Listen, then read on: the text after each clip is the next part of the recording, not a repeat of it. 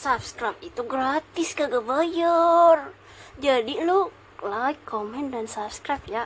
Ya, subscribe ya, awas lo kagak subscribe. Halo guys, jadi kali ini aku bakal ngebahas apa itu Omnibus Law. Jadi langsung aja, Omnibus Law itu, jadi pemerintah itu ada membuat Omnibus Law tentang lapangan kerja, cipta lapangan kerja, dan Omnibus Law tentang perpajakan.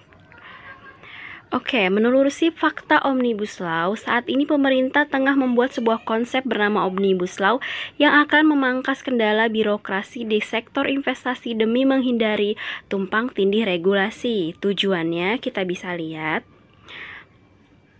Pahami Omnibus Law secara benar. Apa itu Omnibus Law? Omnibus Law itu adalah UU yang menyasar satu isu yang mungkin mencabut atau mengkompilasi beberapa UU untuk menjadi lebih sederhana. Apa tujuannya? Tujuannya adalah untuk memperkuat ekonomi negara dengan cara memperbaiki iklim investasi dan daya saing bangsa. Benarkah Omnibus Law hanya fokus pada investasi dan kepentingan pengusaha? Tidak benar. Menuju iklim investasi kondusif dan berdaya saing tinggi, banyak faktor harus diperbaiki, di antaranya kebutuhan pengusaha dan kepentingan tenaga kerja. RUU Omnibus Law PSUU Tenaga Kerja, kita bisa lihat UU nomor 13 tahun 2003, kita bisa lihat di sebelah kiri, dan RUU Omnibus Law di sebelah kanan. Kalian bisa melihat perbedaannya dari upah minimum, penghargaan, bonus, dan waktu kerja. Jadi RUU Omnibus Law itu cipta lapangan kerja yang mencakup 11 klaster. Di antaranya itu ada penyederhanaan ya. Oke, keuntungan RUU Cipta Kerja versi pemerintah. Untuk UMKM, adanya kemudahan dan kepastian dalam proses perizinan melalui OSS, mempercepat sertifikasi halal, lahan masyarakat di kawasan konservasi, penyederhanaan izin untuk nelayan, untuk pendirian koperasi menetapkan minimum jumlah pendirian hanya oleh 9 orang, mempercepat pembangunan rumah untuk MBR, mengatur pesangon dan perlindungan pegawai yang kena PHK, kebijakan satu peta, intensif fiskal. Terus ada fakta Omnibus Law. Kalau misalkan ada 9 negara lain yang menerapkan metode Omnibus Law. Di antaranya itu ada Australia, Inggris, Kamboja, Jerman, Filipina, Malaysia, Singapura, Turki, dan Vietnam. Jadi udah ada beberapa negara yang menggunakan Omnibus Law ini ya. Di Indonesia sendiri pernah melakukan Omnibus Law pada tahun 2017 melalui beberapa peraturan, yaitu Undang-Undang Nomor 9 Tahun 2017 tentang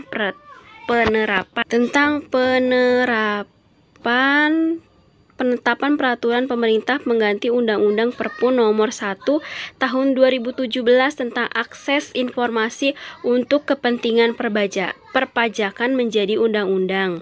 Peraturan Presiden Nomor 91 Tahun 2017 tentang percepatan pelaksanaan berusaha. Kesejahteraan dan perlindungan pekerja ditingkatkan. Program jaminan bagi pekerja yang di PHK, insentif tambahan upah bagi pekerja, dan penerapan upah minimum tidak akan menurunkan pekerja yang ada. Dengan melihat fakta-fakta tersebut, maka dibutuhkan Omnibus Law Cipta Kerja sebagai upaya untuk memperluas penciptaan lapangan pekerjaan bagi jutaan tenaga kerja baru. Jadi itu adalah beberapa manfaatnya. Ketenaga kerjaan dalam Omnibus Law RUU Cipta Kerja. Kekhawatiran Omnibus Law bagi buruh, pengurangan nilai pesangon, dihapusnya upah minimum, pembebasan tenaga kerja asing, buruh kasar, penggunaan outsourcing yang masif, ancaman hilangnya jaminan sosial. Terus ada harapan pemerintah untuk Omnibus Law. menyerap tenaga kerja lebih besar, mendorong pertumbuhan ekonomi, percepatan investasi dan ekspor, menghilangkan tumpang tindih antara peraturan perundang-undangan, dan menghilangkan birokrasi. Ketika sebuah keputusan ada yang pro dan kontra, ada kekhawatiran dan harapan. Jadi, di saat pandemi ini, masyarakat juga resah, pemerintah juga bingung harus kayak gimana buat menyelesaikan permasalahan pendidikan, ekonomi. Semua negara itu pasti bakal bingung harus kayak gimana, pemerintah juga harus kayak gimana. Di sini aku nggak banyak komentar banyak gitu. Jadi aku di sini diposisikan di tengah-tengah aja. Aku paham kenapa banyak yang berunjuk rasa dan paham juga kenapa pemerintah menerbitkan keputusan seperti ini. Di mana saat pandemi ini masyarakat gelisah harus gimana menghadapi perekonomian kehidupan sehari-hari, dan pemerintah pun juga bingung harus gimana membantu masyarakat selama pandemi ini. Jadi ada 7 alasan buruh tolak RUU Cipta Kerja. Yang pertama itu adalah pesangon dikurangi jadi 25 kali upah. UMKM dibuat bersyarat, upah di cuti yang hilang, baru dapat kompensasi minimal 1 tahun, kontrak kerja seumur hidup, outsourcing seumur hidup, dan waktu kerja yang eksploratif. Disinilah kenapa banyak banget buruh yang menolak. Tapi sebelum daripada itu, aku juga penasaran gitu. Jadi penasaran banget aku tuh apa sih isi Undang-Undang Cipta Kerja finalnya itu kayak gimana. Dan di sini aku udah download, baca beberapa dan ini tuh isinya banyak banget. Jadi ada sekitar 905 halaman ya, 905 lembar atau 950-an gitu, banyak banget. Dan ini tuh aku juga nggak mungkin kayaknya buat baca semuanya, memahami semuanya. Jadi di sini intinya aja sih, di awal-awal bab pertama itu ada ketentuan umum. Di sini ada pengertian cipta kerja, di mana cipta kerja adalah upaya penciptaan kerja melalui usaha, kemudahan, perlindungan, dan pemberdayaan koperasi dan usaha mikro, kecil, dan menengah, peningkatan ekosistem investasi dan kemudahan berusaha, dan investasi pemerintah pusat, dan percepatan proyek strategis nasional. Ada koperasi adalah koperasi sebagaimana yang dimaksud dalam Undang-Undang tentang Perkoperasian. Usaha mikro, kecil, dan menengah yang selanjutnya disingkat UMKM adalah usaha mikro, usaha kecil, dan usaha menengah sebagaimana yang dimaksud dalam Undang-Undang tentang Usaha Mikro, Kecil, dan Menengah. Perizinan berusaha adalah legalitas yang diberikan kepada pelaku usaha untuk memulai dan menjalankan usaha. Jadi di situ awal pasal-pasal 1 tuh pengertiannya ya. Ada pemerintah daerah itu apa, pelaku usaha itu apa, terus badan usaha itu apa, rencana detail tata ruang itu apa, persetujuan bangunan gedung itu apa. Terus ada hari adalah hari kerja sesuai ditetapkan oleh pemerintah pusat. Terus juga undang-undang ini diselenggarakan berdasarkan asas pemerintah, hak, kepastian hukum, kemudahan berusaha, dan kebersamaan dan kemandirian.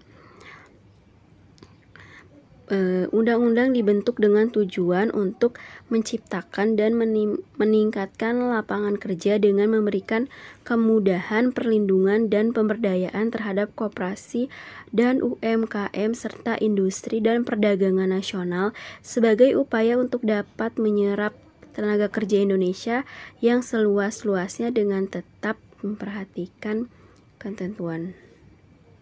Infonya banyak banget. Ini tuh kalian bisa langsung baca sendiri aja. Nanti aku akan bakal share link downloadnya.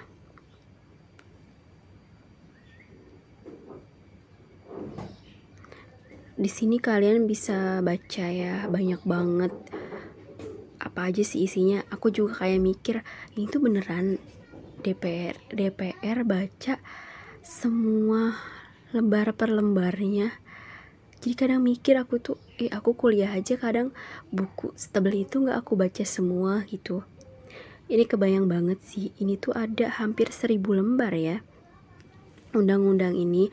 Dan ini tuh undang-undang ya, ada yang beberapa diubah dan ada yang beberapa dihapus.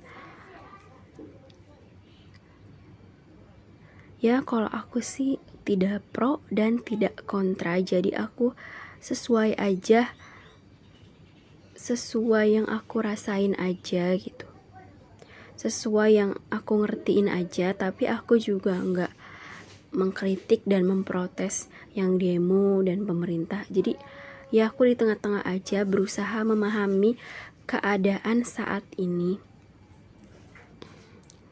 Di sini tuh kalian bisa lihat ternyata tuh ada 905 lembar. Banyak banget. Aku bertanya-tanya, adakah hafal yang berapa lembar ini?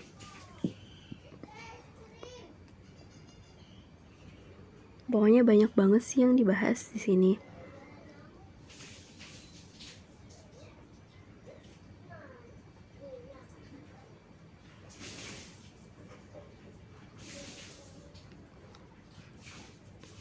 Jadi kalau kalian mau lihat undang-undangnya, kalian bisa klik download di link di deskripsi ya guys.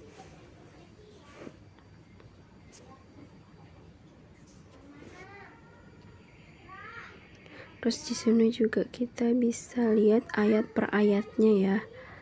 Oh my god, banyak banget.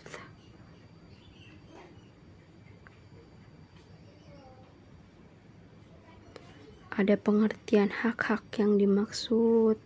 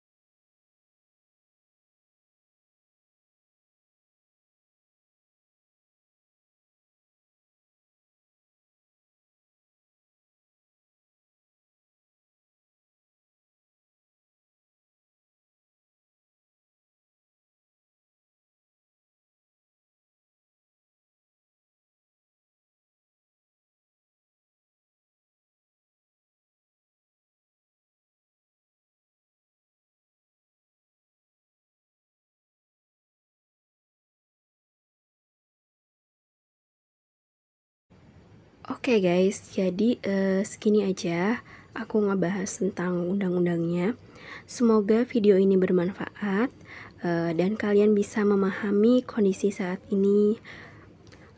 Jangan lupa dukung aku dengan cara like, comment, dan subscribe agar aku semangat membuat konten video-video selanjutnya ya guys. Dan jangan lupa komentarnya ya, dan like, dan subscribe-nya, dan loncengnya guys. Oke, bye-bye. Semoga video ini bermanfaat bagi kalian ya guys. Dan kalian bisa kasih saran untuk video ini di kolom komentar. Terima kasih.